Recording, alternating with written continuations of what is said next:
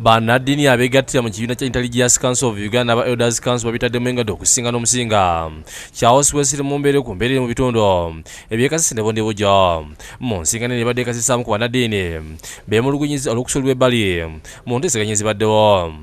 It is so unfortunate that His Excellency, the President of Uganda, invited all other people, but he forgot the interreligious committee.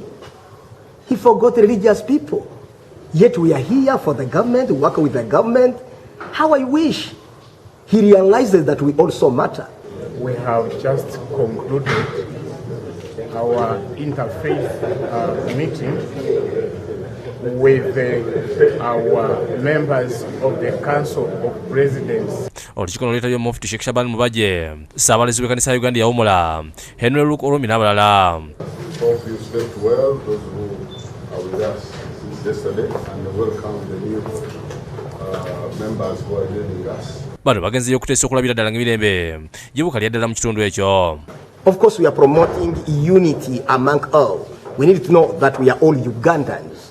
This issue of saying Nyamwe Mukonzo, this is Musongora, that is Munyavindi, to us as religious leaders does not work.